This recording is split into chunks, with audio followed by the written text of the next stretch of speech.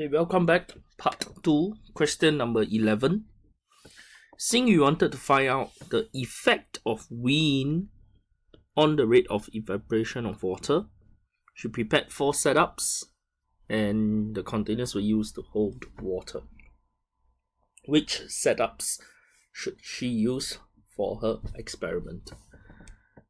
Now, since the hypothesis or the aim is to find out the effect of wind, we know that we must keep the wind different. So this must be different. The amount of wind must be different. The temperature of the air must be the same. The amount of water must be the same. In this case, all 50. It's good. Exposed surface area must be the same. So, having said that, we know that the answer must certainly be only B and C, because only B and C is 40 centimeters square. And A and D is out, right? But let us check further. Temperature of air 30. It's also the same, so it's good. Wind speed different, so answer number 3. Right? Now, this kind of question usually involves what you know as a fair test. Right? Fair test. So for something to be a fair test, we need to keep everything the same, every other variable the same, except for the variable that you are testing. Except for the testing variable. Okay, so keep every other variables the same, except for the testing variable, in this case wind speed.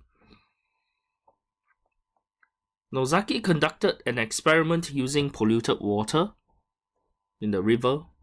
This is a PSLE question. Also notice that many of you got this question wrong.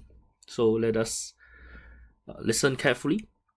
Now he placed the coil at the bottom of the container here and poured in water from the river until the coil could no longer be seen. He then recorded the height of the water in the table below. Zaki learned that aquatic plants grew well when there was sunlight. Which part of the river is where there will be the most number of aquatic plants? Now, if we want to have the most number of aquatic plants, what does that mean? So let us use a little bit of our logical reasoning. We want a lot of plants. That must mean what? That must mean a lot of sunlight. So what does a lot of sunlight means? That means I'm able to see through. I'm able to allow a lot of sunlight to pass through. And that means that H must be the greatest. H must be the greatest. Alright. So the answer here is 3. Alright. H must be the greatest. Okay. Now notice that we are measuring the height or the depth of water. Okay, we are talking about depth of water. So the higher it is, the more sunlight is allowed into the water. And question number 13. Alright, question 13 is a question that will come out in the exam for almost every single paper. Alright, the key idea here is the matter can be considered as solid, liquid, and gas. So at the solid state, that's where your melting point is. At liquid state, that's where your boiling point is. Alright, so if I have something that is to the left, or rather lower than the melting point, that must mean that it's solid. We have something to the right or higher than the melting point, that must mean that it's liquid. Right? So we have substance A, B, C, D here. Which one of the following represent the states of each substance at a temperature of 10 degrees Celsius? So all we need to do is to ask ourselves, if I put 10 for substance A, where will 10 lie? 10 will lie here. So 10 is between melting and boiling point. That means that substance A must be a solid, liquid at 10 degrees. Follow so far? So if we take a look at 10 degrees for B, 10 degrees is between minus 10, but it's more than 5. So 10 degrees is here. So since it's to the right of the boiling point, substance B must be a gas. Okay, now we consider 10 degrees for substance C. 10 degrees is to the left of 65. So it can't be in between. So if 10 degrees is here in between, we know that C is a liquid. But C is to the left of the melting point. C must be a solid. Finally, we look at 20 and 30 degrees. 10 is to the left of the 20 degrees Celsius, which is melting point. So that means that D must be a solid. And with that, our answer is 4. Right. I hope you have learned how to solve such kind of question, because this is not the first time we're looking at this. So let me summarize once again. Given the temperature in the question stem, we try to fit it to the left, to the center, or to the right of the melting and boiling point. Okay, to the left means solid, to the right means gas. If it exists at the center, it is liquid. Okay, the diagram below shows two unfertilized flower A and B.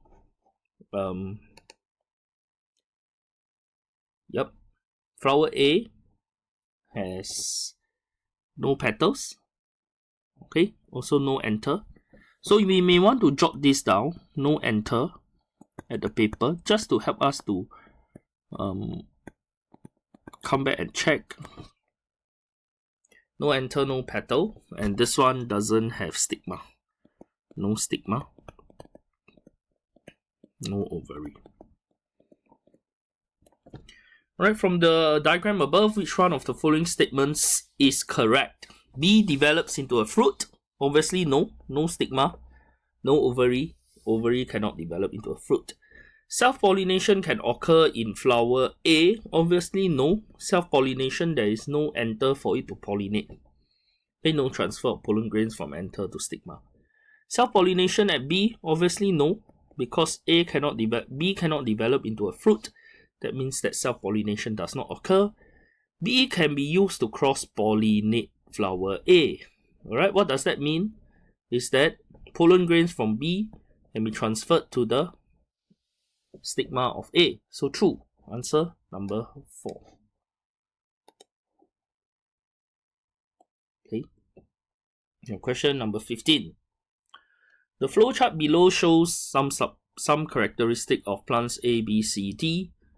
Based on the flowchart, which one is correct? Okay, so same thing, let's use elimination. Plant A is a land plant. Land plant A, no, so A is not a land plant. B has strong stem, woody stem. Woody means strong. No, so wrong. C has woody stem and is a non-flowering plant. Yes, it has woody stem. It's a non-flowering plant, so most likely C is the answer. But in this case, we have one more option left. Do not ignore it. Okay, D is a non-flowering plant. Have flower? Yes. So D is not a non-flowering plant. It is a flowering plant. So answer is 3. Okay, just read on one more option to confirm.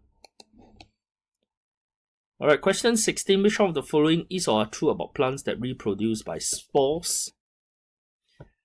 Okay, so let's consider the first option. They cannot produce flowers. Yeah, spores. Non-flowering plant cannot produce flower. This is true. They can make its own food. It's true because example would be bird nest fern. Green in color. Okay, so it has green pigment. Green pigment to photosynthesize. Oops, wrong spelling. Green pigment. They can be pollinated by insects. No, because pollination occurs where? At the flowers. So for pollination there is no flowers produced. Pollination cannot occur. C is wrong. Answer A and B, option number 1.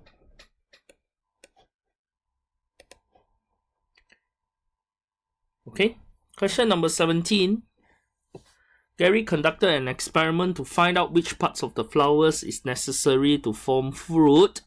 He removed 2 parts and transferred pollen grains from another flower to the remaining parts of the flower P. After a few weeks, P developed into a flower. Now, if P develops into a flower, that must mean that the ovary, into a fruit, that must mean that the ovary is present. If the ovary is present, that must mean that pollination occurs as well before fertilization. Stigma must be there. A and D must be around. So answer A and D, is that correct? No, right? Because which parts of the plant had been removed? So must read carefully. Had been removed, A and D is definitely cannot be removed. A cannot be removed. D cannot be removed. So answer number 3. 17 is 3.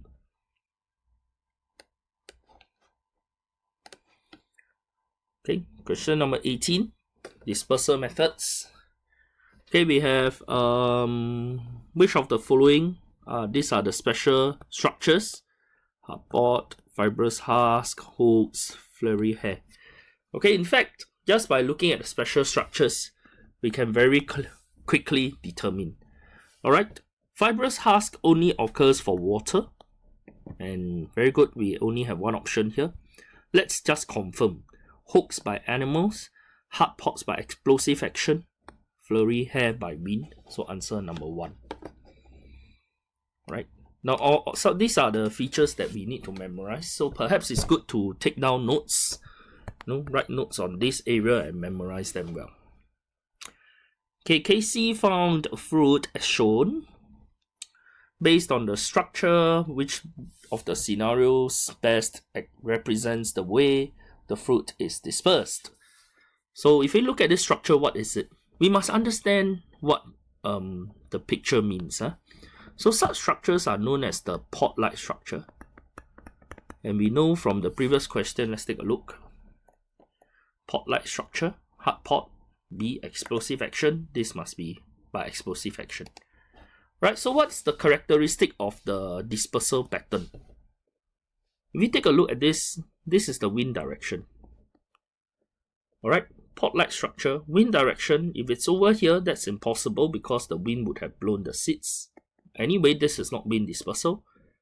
Now, number 3 shows us a random, which means it must be animal dispersal, random. And then we have 2 and 4. 2 is around the W, which is the parent plant. So we know that explosive action is around parent plant. The answer must be 2. Okay, it is essential and critical to recognize the pattern, right? The dispersal pattern.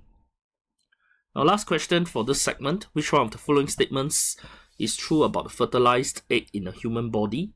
It develops in the vagina. Develops, no. Alright, fertilized eggs are developed in the womb.